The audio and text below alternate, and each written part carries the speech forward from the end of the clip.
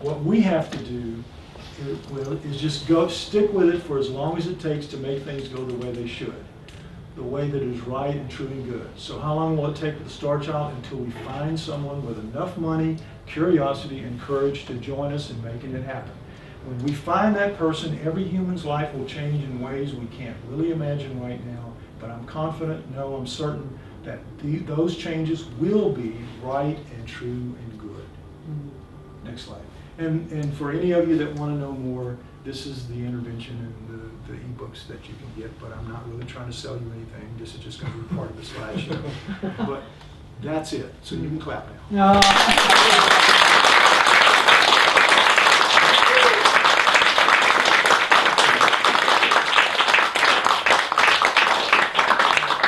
As you can tell, this is really going to be big history. And all that we do with this is part of that history.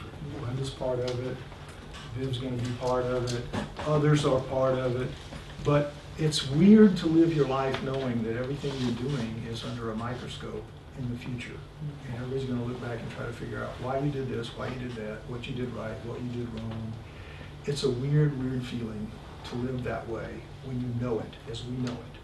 But nonetheless, that's what's going to happen. And this is going to be, I mean, even if a UFO lands on the White House lawn, this is still going to be a big story because it's proof and you can work with it. In fact, if you have any questions, now is a Q&A. Any questions at all, go ahead. It's just a question about the teeth. Right. How many did they have compared to a normal human? And you said they didn't have tongues, they didn't have a tongue as well. So what did you can't tell because of the broken off rear part. Right. You can't tell. It looks like they're missing the eye teeth. It looks like that, based.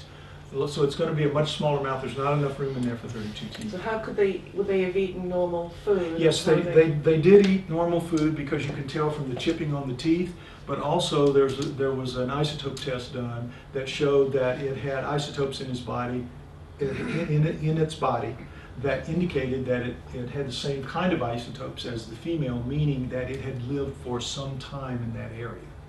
Whatever that No idea of the age at all? No idea how long it was there, because the isotopes work into the body pretty quick. It could have been a year, it could have been 2 years, it could have been 5 years. We don't know. My assumption basically is it probably was a crashed alien that couldn't get away, and it somehow developed, whether male or female, we don't know, some kind of relationship with this woman, because when it died, we thought for a long time that it was there are these stories among Native Americans. A woman named Paula Gunn Allen contacted me very early into this, and she said, do you know about the legends of the Star Children? And I said, no. She says, well, in just about all of the Native American cultures in America, and some down into South America, there are these legends of the Star People and the Star Children.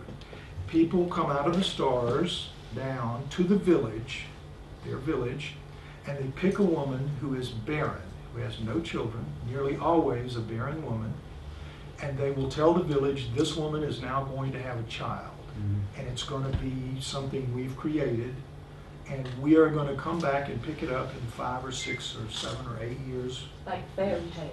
It doesn't matter, but we're coming to pick it up, and when we come, it better be here.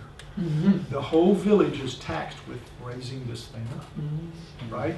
So our thought was it must have died before they came. Well, this is when we still thought it was a child and all that. It must have died before they came, and she was so terrified of costing her whole village their lives. Or she could have been protecting it, like just met it accidentally. But it died, whatever it died. So she lugged it into what the girl said it was a mine tunnel way away from the village where they were, but he knows that was the village 900 years ago, but it doesn't matter. Wherever it was, she got into that mine tunnel, and when she went in, this is again, we only can go on the hearsay evidence that she provided when she was dying, and she was just telling a story and had no idea that all of these details would be important in the future. But the way she describes it, the Starchild was dead. She lugged it up into that mine tunnel for whatever reason. She laid it down, she covered it over, she buried it with the dirt, but she left the hand out. And then she laid down beside it and she wrapped the hand around to indicate their closeness in life, and she committed suicide. There's no other way you get that scene. We don't know how she did it, took poison, cut her wrist, whatever, we don't know. But that has to be what happened for that scene to be created. Starchild died, woman buries it, commits suicide, that's it. So the idea of protecting the village is kind of what we got in our heads as the most logical explanation for it. But that doesn't mean that's what happened. They could have been, maybe they were, I mean, it was a lover's thing, it was a male and a female, and maybe they had some way of getting it on, I don't know. But that is still a close bond, no matter what. When you go to that effort to bury something and then you stick the hand out and you kill yourself, you are making a sincere statement of commitment to that person. And so that's what we came away with.